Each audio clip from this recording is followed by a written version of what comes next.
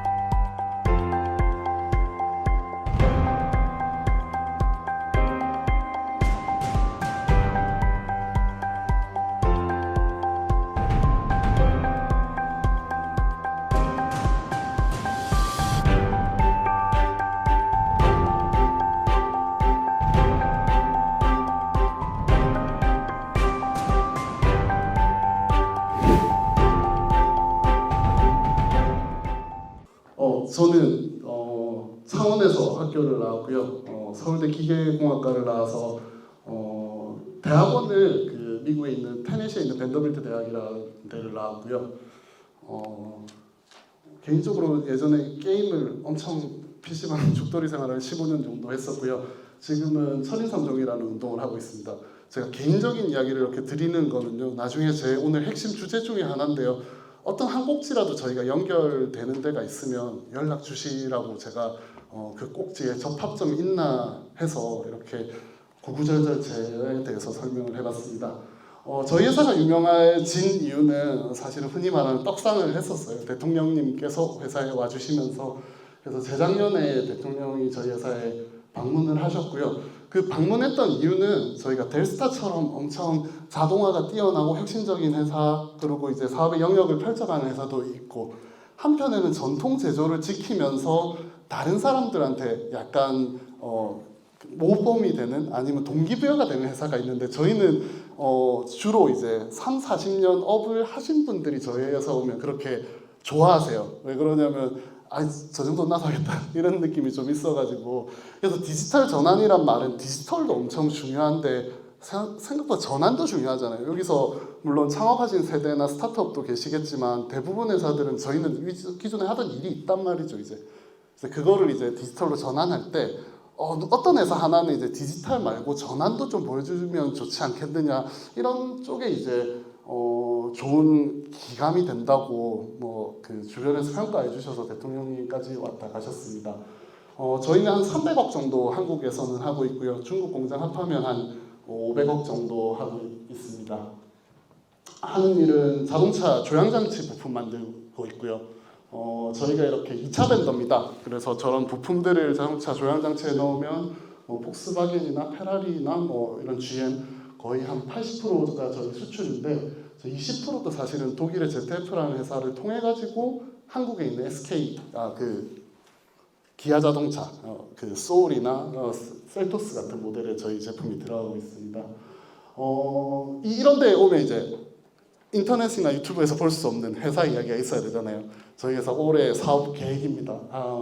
그 조직도와 사업 계획인데, 제가 꼭 이렇게 회사에 방문하시면 좋아하시는 것 중에 하나가 저희 조직도예요. 저희 회사는 전산실 없습니다. 전산실 없고 회사에 IT 담당자도 없습니다. 근데 저희 회사가 이렇게 스마트 팩토리로 그래도 야, 너 잘하고 있다라고 이야기를 듣는 것 중에 하나는 저희 조직도 때문에 그런데요. 저희 어떻게 표현하면 저는 제 왼쪽 뇌, 오른쪽 뇌를 좌뇌, 우뇌를 이제 저희 기술연구소와 기획실이라고 생각을 하고 있고요. 기술연구소는 당연히 너무 잘 아시겠지만은 저희 좀 다른 회사랑 다른 것 중에 하나는 경영기획실 같은 경우가 두 개의 팀으로 되어 있습니다. 하나는 운용혁신팀이고요. 하나가 경영진흥화팀입니다. 운용혁신팀이 하는 일은 정말 그 전통적인 제조, 우리 제조하시는 선배님들이 뭐 거의 뭐 우리 포드 시절부터 하면 뭐 100년, 200년, 심지어 2000년까지 보시는 분들도 있잖아요. 그분들이 이제 많은 KPI들과 회사에서 뭘 해야 되는지를 만들어 주셨단 말이죠. 그게 식스 시그마일 수도 있고 린 매뉴팩처링이라고 부르는 사람도 있고 그렇습니다. 그래서 저희 운용혁신팀은 사실은 매주 회사의 KPI를 관리하는 팀이에요. 여기서 우리가 공정 불량률이 중요하네, 아니면 올해는 재고량이 중요하네, 아니면 올해는 보고 순서가 중요하네, 그런 것들을 관리하는 팀이 있어요. 여기는 뭐 스마트 팩토리와 관계없죠. 일기 잘 쓰고 일지 잘 쓰고 이런 팀이고요. 근데 결국은 이 정보들을 저한테 어떻게 전달해 주느냐를 고민하는 팀이 하나가 있어요. 그게 저희가 경영진흥화 팀이라고 하는데, 경영진흥화 팀은 그래서 단순히 저희가 ERP나 MES를 하는 게 아니에요. 경영진흥화 팀의 의사결정의 끝은 다시 종이로 갈 수도 있고요. 아니면 심지어는 일을 안 하게 될 수도 있어요. 뭐 경영자가 사실은 뭐 최근에 우리 그런 거 뭐 있죠? 뭐 엄청 바쁠 때 52시간에 대한 그런 게 중요하다, 아니면 연차나 월차 사용이 중요하다, 지속적으로 시스템으로 챙겨야 되는 일은 아닐 때가 있잖아요. 그러면 언제부터 언제까지는 우리가 엑셀로 관리하고 나머지는 그냥 하지 말자, 이런 거를 결정하는 팀이 있어요. 그러니까 이 사람들이 잘 이렇게 주고받고 하면서 회사가, 경영자가 결국은 보고 싶어하는 정보들이 조금씩 올라가다 보니까 저희가 스마트 팩토리라고 하는 데까지, 우리가 생각할 때는 사실은 스마트 팩토리라고 말해본 적도 없는데 너 하는 게 스마트다 이렇게 이야기해주는 사람들이 좀 생기기 시작했습니다. 네, 그리고 어제 회장님 부분부터 말할 수 있지만 좀 부끄럽지만 저희 사업 계획이고요. 이것도 나중에 사실은 K 스마트 등대 공장이랑 좀 연결이 됩니다. 옛날에 저희 회사의 미션은 항상 뭐 조향장치 부품업계의 1등이 되자 이런 느낌이었어요. 근데 최근에는 제품으로 저희가 장사를 하기에는 어제 뉴스에 났거든요. 이제 법규상으로 브레이크 페달과 핸들이 없어도 된대요, 차에, 미국에서는. 그러면 이제 저희 같이 그 조향 장치는 수소차, 전기차도 괜찮은 거 아닌가 이런 사람들이 이제 저희도 큰일 난 거죠. 그래서 저희는 이제 미션을 이제 바꿨어요. 제조 역량을 바탕으로 해가지고 그게 자동차 부품이 됐던 우째기가 살아남고 보자 이렇게 바꿨고요.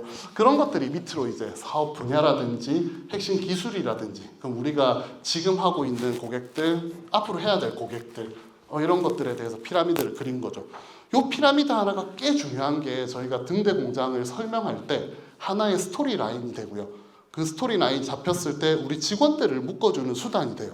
그래서 요새 유행하는 키워드들을 여기 다 넣어놨어요. 양지의 일자리, 고객과 제품의 다변화. 근데 제가 직원들한테 끊임없이 훈련시키는 것 중에 하나는 내가 하고 있는 어떤 행위가, 예를 들어서 데이터와 AI가 과연 어떤 핵심 목표를 가지고 움직여서 얘네들이 어떤 우리 제품에 도움이 되는지, 이런 것들을 계속 연결시키는 트레이닝을 많이 하거든요. 그 과정에서 이제 좋은 케이스들이 나오는 것 같습니다. 조금 이따 좀 더 깊게 설명드릴게요. 그래서 앞에 후두둑 제가 날렸던 슬라이드 중에 하나는 아까 임 회장님이 말씀해주신 그 AI나 제조업을, 아니면 그 디지털 스마트 공장을 보는 견해에 대해서는 제가 살짝 다 빼버렸고요. 그 예 중에 하나를 제가 설명을 드리려고 해요. 근데 여기를 보시면서 봐주셨으면 하는 부분은, 왜 그 AI로 뭔가를 해결했나가 아니라 제가 앞에서 이야기하고 있는 전마저거는 어떻게 AI 기술이라는 거를 갖다가 회사에 적용을 했냐, 이 스토리에 좀 집중을 해주셨으면 좋겠습니다. 이거 저희 공장이 대충 조립하는 게 이렇게 돼 있어요. 로봇도 없고요. 사람이 이렇게 조립을 하고 있죠. 뭐 일반적인 자동차 부품 조립 회사하고 비슷합니다. 그래서 기계 조립을, 저런 부품들을 저희가 요소 부품들을 사서 이런 어셈블리, 또 아세이 해가지고 이제 조향장치에 납품을 하는 거죠. 근데 조립이라는 게 이렇습니다. 엄청 좋은 부품을 사서 조립하는 거는 개나 소나 다 할 수 있어요. 거기서 돈 못 벌어요. 근데 돈을 조립회사가 번다는 거는 애매한 부품을 대충 싸게 사가지고 엄청나게 좋은 부품을 조립을 하는 거죠. 그래서 조립업체를 보면 대부분 요거에 트레이드오프예요. 조립 비용하고 부품가를 얼마나 적정하게 맞추느냐, 얘를 잘하는 회사가 돈을 벌거든요. 그래서 제가 많이 드는 예 중에 하나가 이 레고, 요거 보면 그 125만 원짜리 레고, 덴마크 정품을 사면 11살짜리 저희 딸도 저걸 조립을 하거든요. 매뉴얼도 다 있고 아구도 잘 맞고. 근데 돈은 누가 버느냐? 중국제 짝퉁을 사가지고 매뉴얼도 찢어지고 부품도 아무도 안 맞는데 그거 제대로 조립해가지고 만들어놓고 1m 뒤에서 보면 아무도 몰라요. 이 사람들이 이 두 개 차이를 돈을 남기는 거거든요.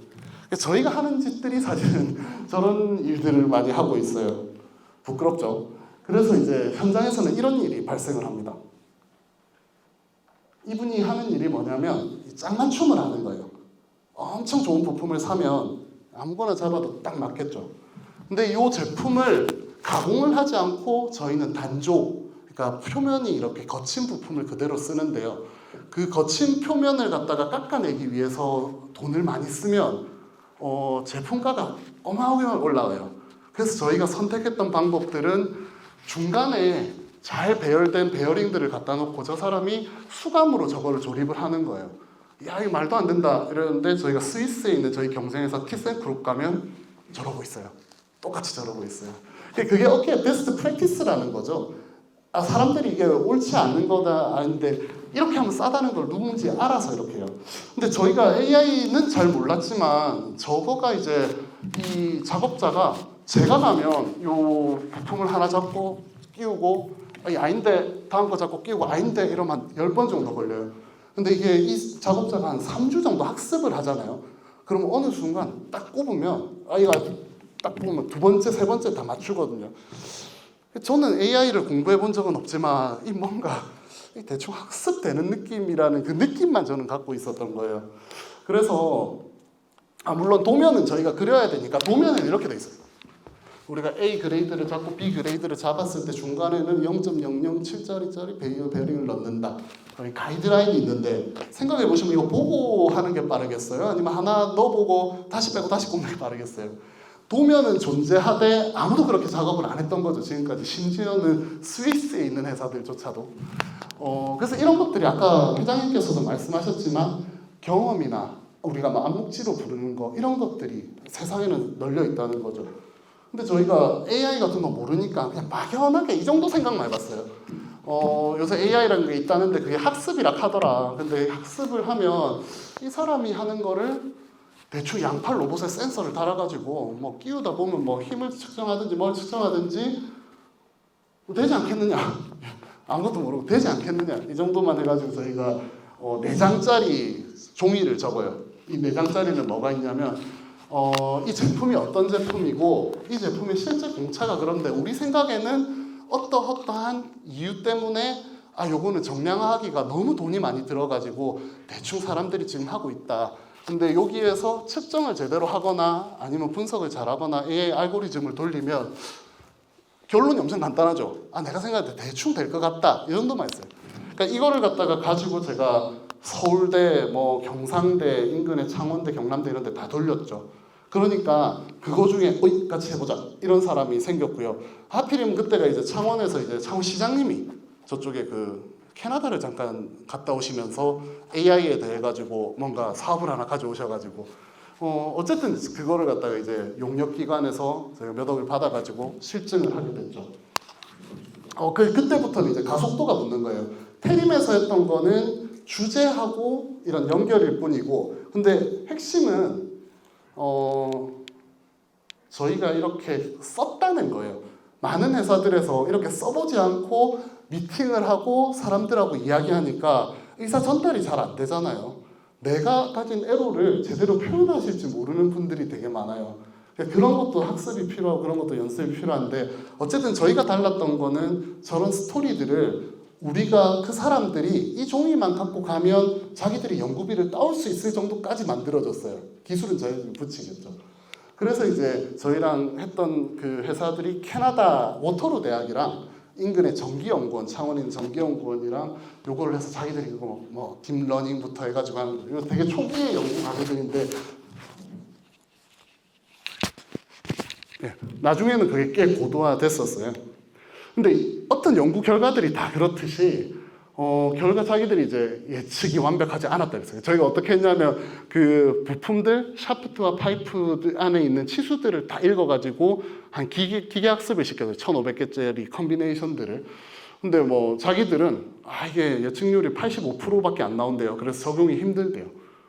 그래서 뭐 데이터가 불안정하고 측정이 어떻고 그래서 데이터가 더 필요한데 현재 사람이랑 별건 다를 거 없다라고 이야기를 하는데 저희 생각은 완전히 달랐어요. 저거는 뭔가 기술적으로 접근 자체가 안 되는 분야라고 생각을 했었거든요. 그런데 그 사람들이 그걸로 뭔가 계산을 했다는 거에 되게 의미를 했었어요. 그때 저희 생각들은 그러면 조금만 더 해보면 이 제품을 일부는 자동화하고 그 떨어진 거는 사람이 하고 이래도 우리한테 의사결정의 옵션이 하나 더 생긴 거잖아요. 그러면 이건 좀 더 파봐도 되겠다 이런 생각들을 했었고요. 그런 것들을 이제 이 그림으로 그려보면 이런 형태예요. 저희가 이제 근무를 딱 시작하잖아요. 숙련자 기준으로. 그러면 처음에 출근하자마자 눈 침침해가지고 이렇게 조립하면 2번, 3번 하면 이건 것 같다 이러면 그때부터 이제 딱 내려와가지고 1번, 2번에 이렇게 짝맞춤을 하죠. 이러다가 제품의 로트가 바뀌거나 점심 먹고 오면 기억이 안 나. 그래서 또 이렇게 하면 이렇게 되죠. 근데 요렇게 우리가 공수가 이런 패턴이면 이거 작업 계획이 되겠어요? 아니면 이게 작업의 표준화가 되겠습니까? 안 되는 거죠. 근데 그 엔지니어들이랑 그 기술을 연구하시는 분들은 이걸 이렇게 해가지고 1m로 떨어져야만 자동화가 되니까 그렇게만 생각을 하셨나 봐요. 근데 우리한테는 이렇게 그 1.8회가 돼도 그 숫자만 있으면 저희한테는 의사결정의 옵션이 생기는 거고 숙련자가 비숙련자로 대체할 수 있는 거고 왜냐면 보고만 하면 되니까 그런 것들이 생기는 거거든요. 그리고 그 다음에 목표가 생기는 거죠. 사람들은 이거를 성공이라고 생각했는데 우리는 2차적으로 이렇게 하면 되겠네, 이렇게 하면 되겠네. 의사결정이 생긴 게 꽤 큰 의미였거든요. 그래서 그런 과정들이 이제 이루어지고 우리가 AI라든지 이런 게 발전을 하려면 그런 협의의 과정이 필요한데 그거를 되게 많이 놓치는 경우가 있었어요. 그래서 결론적으로 저희는 어떻게 돼 있냐라고 하면 실제로 저 프로젝트는 실패했습니다. 당연히 실패하겠죠. 왜냐하면 로봇이라는 거는 1이 나와야 한 번에 완벽한 알고리즘으로 분석을 해야만 성공을 하니까. 근데 저희 같은 경우에는 1500개를 학습한 거에서 조금만 더 하거나 데이터 치수 포인트를 늘려서 학습을 하면 자신 있다라는 연구기관들이 생기기 시작했어요. 그래서 예전에는 1500개를 그 학습을 따로 빼서 시켰으면 지금은 실시간으로 학습되는 장비가 하나 생겼고요. 양팔 로봇은 사놓고 못 쓰겠죠. 못 썼는데 그거는 이제 다른 공정에 투여를 해서 실제로 쓰고 있어요. 그래서 저희가 기대하는 것들은 첫 번째, 우리가 의사결정이 생겼기 때문에 다음 라인 구성에서 여러 옵션들을 생각할 수 있다. 두 번째, 요 스토리 하나만 갖고도 같이 연구하자는 사람들, 자기가 돈 대주겠다는 사람들이 너무 많았어요. 그래서 이런 것들이 하나의 저희가 사례로 갖고 가는 부분들입니다. 그래서 사람들마다 당연히 스마트 팩토리를 보는 관점은 다른데요. 저희같이 제조업에, 특히나 전통 제조업에 머물러 있는 회사들은 결국은 요게 스마트 팩토리라고 생각해요. 자동화나 이런 거 부분보다는 어떻게 의사결정을 하느냐고요. 그래서 특히나 이제 요 업계 아닌 분들이 이런 거 많이 합니다. 분량을 만들지만 당연히 안 만들어야 되는 거 아닌가 이런 이야기를 많이 해요. 분량은 고객한테 전달만 안 되면 되지 우리 회사에서 분량을 만들어가지고 갖다 버리는 게 싸면 우리 회사에서는 도움이 되는 거잖아요. 그러면 완벽한 품질보다는 적정한 품질이 더 좋을 때가 있어요. 특히나 자동차 부품들은. 그러면 그거에 대한 의사결정을 어떻게 가져가는지가 저희가 생각하는 아니면 저희가 적정 기술이라고 하는 뭐 그런 스마트 팩토리가 아닌가 하고요. 자동화는 제가 생각했을 때는 스마트 팩토리의 의사결정의 결과물이에요. 의사결정을 하고 그 끝에는 사람이 올 수도 있고 자동화가 올 수도 있어요. 저희가 3년짜리 사업을 하면서 감가상각이 5년 되는 로봇을 사는 거는 현명한 짓일까요? 나쁜 짓일까요? 예전에 저희 고도화 시대 때는 로봇을 하나 사면 10년 있다 쓰겠구나라고 투자가 가능했어요. 근데 지금 현명한 투자는 사실은 내가 갖고 있는 요 위험성 안에서 투자 회수가 가능하냐거든요. 그래서 그런 것들은 이제 스마트 팩토리로 그 의사결정을 줄이는 거예요. 아주 제 개인적인 견해지만 가면 갈수록 느끼는 거는 스마트 팩토리는 뭐 새로운 가치의 증가 이런 거 당연히 있죠. 당연히 있는데 더 현실적으로 와닿는 거는 위험의 관리예요. 야 이거 잘못 사면 큰일 나는데 회사 망할 수도 있는데 그런 것들을 어떻게 제대로 선택하고 의사결정의 폭을 넓혀주는 게 개인적으로는 스마트 팩토리가 아닌가로 생각하고요. 그래서 좀 저희보다 큰 회사를 운영하시는 분도 있고 작은 회사를 운영하시는 분, 다른 쪽의 분도 있겠지만은, 그래서 개인적으로는 스마트 팩토리가 결국 문제 해결이라고 했을 때 모든 걸 다 돌아야 스마트 팩토리라고 저는 생각하지 않아요. 문제를 이제 파악하고 그걸 정리하는 것 자체가 스마트 팩토리일 수도 있고요. 저희 태림 산업에서 제일 먼저 했던 거는 저는 사실은 불량률 이런 거를 잘 몰랐거든요. 근데 불량을 적어주고 작업 비가동을 낭비를 분석해주는 그거를 못 믿는 거예요, 저는.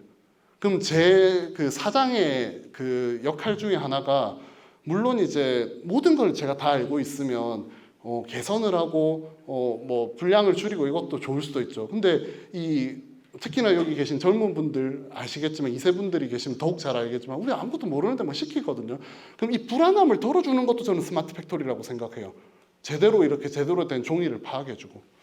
그래서 어떤 과정에든 한 부분도 스마트 팩토리라고 저는 생각을 하고요. 결국은 붕어빵 같은 거 굽다 보면, 계속 굽다 보면 누구든지 경제에 이를 수도 있거든요. 근데 이제 그걸 갖다 빨리 해결하고, 지금같이 이제 불확실한 상황이 많을 때 남들하고 망하기 전에 우리가 남들보다 조금 더 잘하기 위해서 하는 게 스마트 팩토리가 아닌가 하고요. 그래서 끝점까지는 누구나 다 할 수 있는데 그 과정을 누군가 빨리 해주게 하는 기술들, 그런 것들이 스마트 팩토리가 아닌가 하고 감히 생각하고 있습니다. 그리고 이거는 좀 다른 이야기일 수도 있는데, 제가 최근에 MIT에서 AI 그 과정을 한번 8주짜리 350만 원 주면 누구나 다 들을 수 있는 하나를 했는데, 그래도 되게 인상 깊었던 거는 그거였어요. 아까 제가 앞에 구구절절 저희의 사례를 말씀드렸던 거가, 그 8주 동안 계속 가르친 게, 저한테 숙제로 주는 게 뭐였냐면, 2주 차에 뭐 그런 거 가르쳐요. 2주 차에 기계학습, 3주 차에 자연어 처리, 4주 차에 뭐 로보틱스, RPA 이런 거 가르치거든요. 그러면 걔네들이 일주일 동안 저한테 숙제로 물어보는 게 똑같아요. 뭐 공부를 하신 분들은 아시겠지만은, 결국 회사가 경쟁력을 갖추는 거는 물건을 싸게 만들든가 물건을 좋게 만들든가, 싸도 않고 좋도 안 하면 손님이 나 좋아하든가 내 친구가 내 물건 사주면 되니까. 요거 세 개가 결국은 마이크 포터 아저씨가 쓴 경영 전략서에도 이게 세 개가 그냥 비즈니스 핵심이라고 나오거든요. 제가 MIT에서 들었던 수업 중에 가장 인상 깊었던 거는, 매일 저녁에 숙제로 주는 게 이거였어요. 오늘 배운 기술, 기계학습 뭐 이런 거, 오늘 배운 기술을 당신의 현 상황에 빗대어서 마이클 포터의 경영 전략에 근거하여 에세이를 써내라, 이거였어요. 다음 주 자연어 처리를 배워야 돼요. 자연어 처리 뭐 깊게 배우지도 않아요. 350만 원짜리 수업 그 온라인으로 듣는 거라서. 자연어 처리를 이용해서 경영 전략적으로 당신의 상황에 빗대어 어떻게 하는지를 기술하세요. 계속 그 훈련을 쓰는 거예요. 그 스토리만 만들게. 왜냐하면 걔네들은 기본적으로 마인드셋 자체가 자기들은 리더고, 기술과 기능을 구분해서 이런 거 AI에 대한 기술들은 그냥 기능이라고 생각을 하는 거예요. 그래서 아까 저희 AI 사례도 아까 보셨지만은, 저희는 스토리 라인만 잡았고 그거에 대해서 그거를 같이 활용해 줄 사람을 찾았을 뿐이거든요. 그래서 그런 것들을 이제 체계적인 사고와 스토리를 갖는 게 꽤 중요하지 않나 생각을 하고 있습니다. 갑자기 이 슬라이드가 왜 나온지 모르겠지만, 그래서 다시 원점으로 돌아가면, 저희가 하고 싶은 거는 결국은 아까 저희 운용혁신팀이 그렇듯 제조의 본질은 바뀌지 않는다고 생각하거든요. 그럼 그 제조의 본질을 더 잘하기 위해 가지고, 옛날보다 센서도 싸지고 요새는 종이보다 디지털 데이터가 더 싸진 시대가 됐으니까, 어차피 선배님들이 엄청 좋은 기술들 어떻게 활용하면 되는지 잘 만들어 주셨으니까, 그거를 지금의 더 새로운 기술들로 얘네들을 어떻게 잘 활용하는지 집중을 하다 보면 조금씩 케이스가 나오지 않나라고 생각하고 있습니다. 저는 20분까지죠. 10분, 20분. 네네. 알겠습니다. 다 끝나갑니다. 예. 스마트 팩토리, 요 등대 공장 잠깐 설명드리겠습니다. 아까 회장님께서도 설명을 하셨지만, 당당하게 태림산업과 델스타가 여기 있습니다. 그 자동차 업체는 사실은 이 경쟁이 엄청 세요. 여기서 남욕하면 안 되지만, 여기에서 일부 업체 뿌리 기업들이 있어요. 뿌리 기업들은 힘들고 어렵고 데이터 수집도 어려운 거 아니까 사실은 등대 공장하기 가점이 좀 있어요. 경쟁도 좀 하고. 자동차는 고객이 이미 뭐 스마트 팩토리를 요구하고 있기 때문에 경쟁이 치열하거든요. 그래서 이제 델스타나 저희 같은 회사가 이렇게 데이터가 생각보다 꽤 많은 경쟁을 치러내고 했었고요. 요 당당한요. 아까 이쪽 혹시 기억나십니까? 제일 처음에 제가 보여드렸던 거. 신문을 찾아보시면 당당하게 저희가 그렸던 피라미드가 신문 기사에 딱 나옵니다. 근데 그만큼 이 스토리가 중요하다는 거죠. 그리고 저희가 등대 공장을 제가 한번 처음부터 이제 선정 과정을 쭉 겪어보니까 일반 고도 그 스마트 팩토리랑 다른 점은 요거였어요. 일반 스마트 팩토리는 나 혼자 잘 살면 돼요. 내가 좋은 기술 써서 좋은 결과를 만들면 되고. 근데 등대 공장이라고 하면 사회적인 그 파급에 있거든요. 그래서 파급에 대해 가지고 엄청나게 퍼센트를 줘요. 이게 눈에 보이는 평가의 잣대들이거든요. 눈에 안 보이는 잣대들이 또 있었어요. 왜 그러면 테림산업이나 데스타는 어떻게 다른 회사보다 선정이 될 수 있었냐? 기술이 엄청 좋았을 수도 있지만은 결국 아까 말씀드린 유즈 케이스가 얼마나 많은지, 그리고 이 케이스로 인정이 되려면 누구든지 공감하고 이해할 수 있는 그런 글들이 있어야 되잖아요. 스토리 라인이 얼마나 돼 있는지, 그리고 사회적 환경적인 것들을 얼마나 고민했는지, 이런 것들이 아마 평가에 됐던 이유가 아닌가 하고요. 그래서 저희가 처음에 이제 내세웠던 모토는 사람과 데이터가 함께하는 작지만 밝은 공장, 이렇게 좀 장황하게 썼습니다. 근데 좋은 단어는 다 들어가 있죠. 그래서 우리의 스마트 팩토리의 목표는 사람의 고용이 될 수 있고 자동화될 수도 있지만 결국은 경쟁력에 높여가지고 외국에 있는 물건을 한두 개 더 따오면 우리 단위 공장에서는 한 사람, 두 사람 줄일 수 있고 늘 수도 있지만 전체적으로는 우리가 일하는 파이가 커지면 일자리도 늘지 않겠느냐, 이런 것들로 저희가 그 심사를 하는 분들을 설득을 시켰습니다. 특히나 저희 공장 같은 경우에는 재무제표를 보시면 돈을 정말 못 버는 회사 중에 하나거든요. 스마트 팩토리 할 돈이 없다 보니까는 없는 돈을 어떻게 하다 보니까 이런 결론이 나왔던 것 같아요. 그래서 저희 회사 딱 보시면 로봇도 별로 없고 종이로 열심히 쓰고 있고 막 그런데, 그래서 공장 관리 생산 계획 이런 거는 조금 높은 편인데 뭐 MES가 잘 돼 있고 자동화돼 있고 하나도 이런 게 없었어요.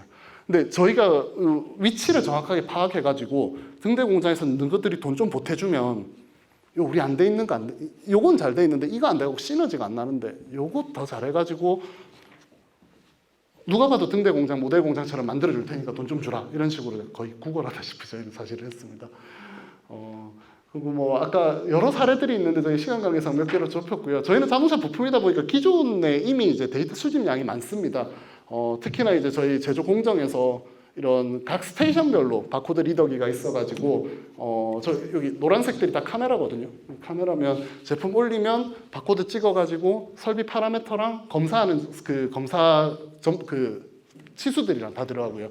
까만색들은 다 물리적인 조립 공정이고요. 초록색들은 다 검사 공정입니다. 아까 델스타 회장님이 말씀하신 것처럼 조립 공정은 그 두 개가 잘 엮여서 돌아가야 되는 거거든요. 그래서 요거를 저희가 고도화한다고 했었고요. 그래서 저희가 특별히 강조했던 케이스 중에 하나는 일하는 방법은 여러 개가 있어요. 같은 강의에서 예를 들어 빵을 굽는다. 반죽하는 사람, 그리고 이거 뭐 굽는 사람, 뭐 올리는 사람, 이렇게 하나씩 나눌 수도 있고, 반죽하고 이렇게 뭐 올리는 걸 같은 사람이 할 수도 있고. 근데 토요타 생산 방법에 어떻게 돼 있냐면요. 한 사람이 뺑글뺑글 돌면서 다 하는 게 토요타 생산 방법에서는 좋대요. 이게 왜 그러냐면 일요일 날 한 사람만 출근하면 수요일은 낮을 수도 있는데 그 공장은 어쨌든 돌아가지 않습니까? 그래서 이게 이제 전통적으로 말하던 유연 생산은 사실은 사람의 활용도를 높여가지고 언제든지 임기응변이 가능하게 하는 게 라인들이었거든요. 그래서 저희가 했던 일 중에 하나는, 근데 실제로 사람들 보고 이렇게 일하다가 이렇게 일하라 그러면 동선이 길어지는 애가 뭐를 배워야 되니, 이런 이야기들을 많이 하거든요. 그래서 이런 것들을 저희가 수치화해 봤어요. 그래서 각 설비별로 저희가 표준 시간을 넣고 이 사람들을 갖다 이렇게 돌린 뒤에 이렇게 뺑글뺑글 도는 게 좋은가. 근데 실제로는 장단점이 나오는 거죠. 장점은 한 사람이 유연 생산하니까 우리가 작업 배치가 너무 쉬워졌어요. 원래 회사에서 생산 계획을 자동화하는 게 너무 어려우시잖아요. 왜냐하면 표준 시간이 안 정해져 있기 때문에. 근데 그런 것들에 대해 가지고 한 사람이 다 할 줄 아니까 생산 계획이 너무 정교하게 되는 거예요. 반면에 한 사람이 이동하는 시간이 많으니까 당연히 현장에서는 불만이 생기겠죠. 스마트 팩토리라는 건 아까 제가 말씀드린 것처럼 하나의 답을 찾는 과정이 아니라 의사결정의 폭을 넓혀주는 과정이거든요. 경영하는 사람 입장에서는 장단점만 알고 있으면 그걸 바탕으로 노조를 설득하는 데도 쓸 수 있고 내가 앞으로 계획을 사는 데도 쓸 수 있고 하다못해 지금은 이러지만 3년 뒤에 이렇게 가자라는 결정만 생기면 그 사이에 저희가 회사에 이제 뭐 소사장을 하든 아니면 전체를 하든 뭐 이런 것들을 생각을 할 수 있다는 거죠. 그래서 이런 데이터를 수집할수록 더 많은 일들이 가능해지고요. 그래서 여기 있는 데이터에 요새는 여름하고 동절기, 하절기 전기값 다르잖아요. 그래서 전기값을 넣고 밤낮, 주간, 야간 임금 다르고 일요일 야간 2배, 2.5배 줘야 되잖아요. 그거 다르고. 그리고 여기에서 이제 52시간들 이런 제한 사항들이 있으면 요거를 다 한번 넣어보는 거죠. 주머니에 짤짤짤 넣고 탁 하면 일요일 날 2시에 당신이 나와가지고 4개만 작업하고 집에 가. 이게 가능한 거죠. 현실적으로 가능할지는 몰라요. 근데 제가 끊임없이 강조드리고 있는 거는 이런 스토리라는 거죠. 이것만 있고 이걸 한번 실증하겠다라는 스토리만 있으면 중간에 도와줄 사람들은 선지로 있거든요. 그래서 그런 것들을 잘 활용하시고 하는 게 중요하지 않나라는 게 제 포인트 중에 하나입니다. 하여튼 자동차 공정의 특징은 아시는 분은 아시겠지만은 중복 공정이 되게 많습니다. 여기서 조립 제대로 하면 검사 안 해도 될 거를 검사하고 있고 그런 것들은 대부분 안전의 규정이나 그렇게 돼 있거든요. 근데 검사라는 건 다 낭비잖아요. 밸류 아니면 가치가 증가하는 게 아니잖아요. 제가 불량 막으려고 하는 거고. 근데 그런 것들이 너무 많이 세상에는 있다는 거죠. 그래서 아까 저희 AI 작업 같은 경우에는 여기서 사람이 조립하면 그 사람 믿을 수 있겠어요? 못 믿으니까 여기서 검사를 100%로 하고 있거든요. 그럼 그 AI 기술이 아까 100%의 그 모든 걸 완벽하게 만들지는 못했어요. 근데 적어도 이 공정 자체의 스피드를 올리기는 했고 조금만 고도화되면 얘를 빼면서 얘를 빼거나 얘를 빼는 중에 검사를 빼거나 조립을 간소화하는 것처럼 의사결정이 생기는 거죠. 그래서 그런 쪽으로 저희가 많이 하고 있고요. 자동차 부품은 그 여기 하나의 치수가 중요하다라고 딱 해놓으면 밑에 연관되는 모든 치수가 중요해요. 여기 그 뭐 제품을 이런 도면을 다루시는 회사는 알겠지만 그래서 고객사에 공차 하나 빼달라 그러면 절대 안 빼주잖아요. 왜냐하면 자기들이 그걸 몰라서 그래요. 특히나 우리나라 제품이나 심지어는 외국에서도 그 자동차 부품은 리버스 엔지니어링 된 역설계된 게 워낙 많거든요. 특히나 중국 차 같은 거는 좋은 도면만 막 짜집기 한 게 많아요. 그러다 보니까 여기에 있는 치수들이 저거하고 상관관계에 대해 가지고 몰라요. 모른데 이렇게 만들어 왔더니 불량은 안 나더라는 믿음으로 이게 제품을 그대로 생산하고 있거든요. 옛날에 요 고리를 끊기 위해서는 통계적으로 했어야 돼요. 얘 측정하고 얘 측정하고 얘 측정해서 관계없는 걸 해요. 근데 그걸 고객사에 들고 가도 믿어주지 않아요. 근데 지금 같은 경우에는 여기에 있는 데이터를 수집하는 비용도 싸지고 분석하는 비용도 싸졌어요. 그래서 얘나 아니면 얘의 복합 관계가 쟤랑 사실은 상관없다라는 그 증명들을 여러 방법들을 하고 있거든요. 거기에 이제 AI나 아니면 새로운 기술들의 가치가 있다는 거죠. 그래서 저도 이제 뭐 중구난방으로 설명드렸지만 결국 두 축인 것 같아요. 하나는 우리가 갖고 있는 제품을 제조 효율을 올리는 거. 하나는 우리가 이런 그 설계를 함에 있어가지고 이전에 그 답습했던 그런 것들을 다시 파괴하거나 아니면 합리화를 해서 좋은 제품을 만드는 거. 두 개가 있는 것 같습니다. 아까 그 신문에 있었던 요거는 아마 그 종이에 있을 것 같습니다. 근데 등대 공장 혹시나 여기서 준비하고 계신 분이 있으면 아니면 등대 공장이 아니더라도 4차 산업 기술을 잘 쓰고 싶으면 지금은 지원하는 데가 많기 때문에 꼭 이걸 생각하셔야 돼요. 저희는 스테림 산업 스마트 팩토리가 2단계다 기초 단계다 뭐 이런 이야기를 절대 하지 않았어요. 우리는 AI를 사용해 가지고 조립을 보조하는 기술들이 있다. 우리는 자율주행 로봇을 실증을 해가지고 이렇게 할 계획이 있다.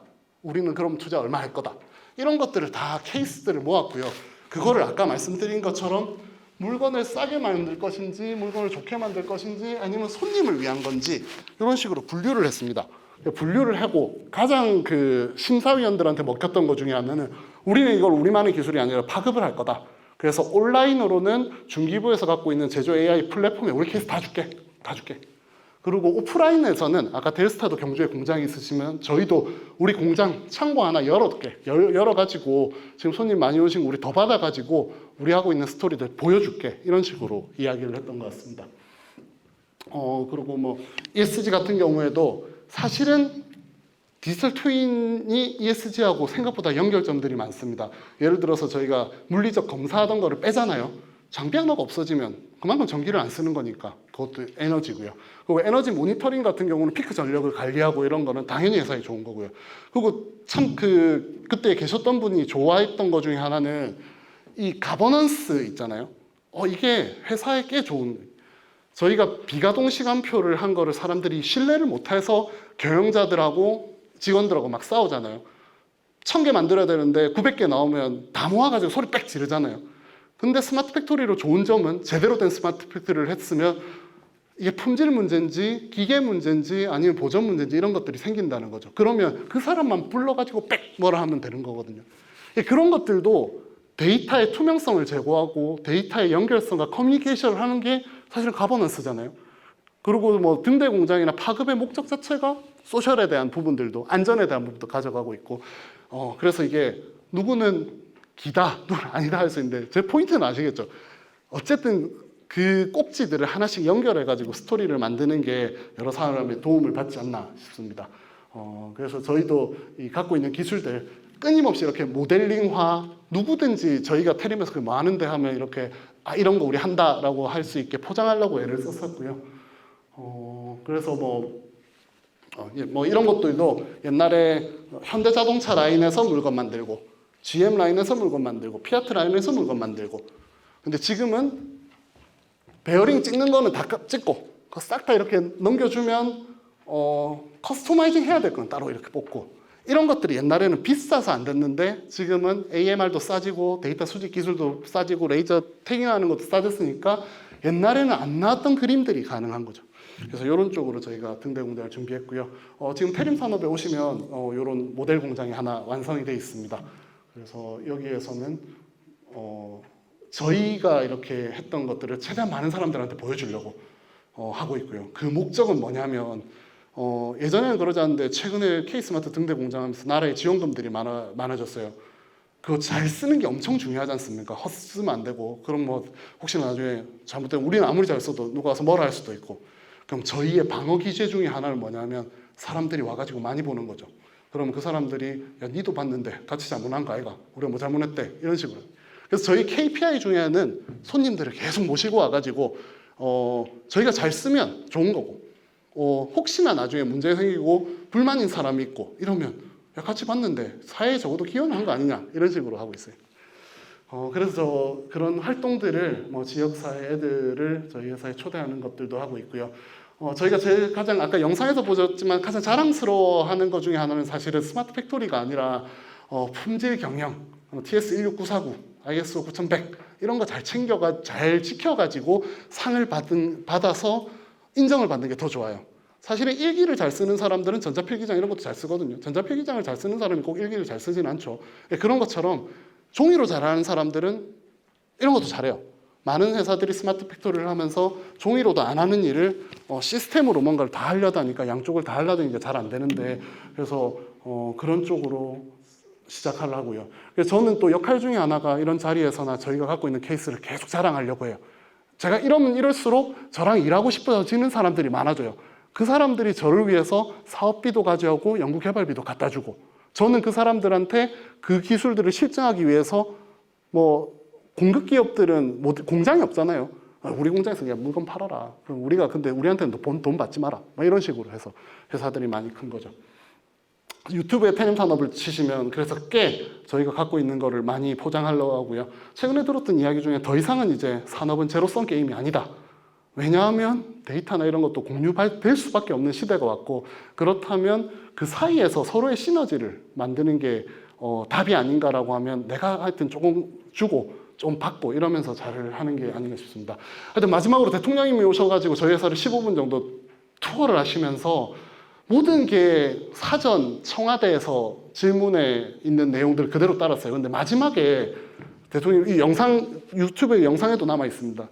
그래서 테림 산업에 이렇게 하면 좋은 게 뭐예요? 손님들 많이 오면 좋은 게 뭐예요? 근데 저희 경험은 어쨌든 사례를 공유하고 제가 이렇게 줬을 때 사람들도 많이 찾아오고, 그 중에는 기인들이 있어가지고 저희를 도와주는 사람들도 많고, 그래서 등대 공장이 그렇듯 오픈 이노베이션, 혁신, 개방 이런 게 하나의 좋은 그 생각해 볼 포인트가 아닌가 싶습니다.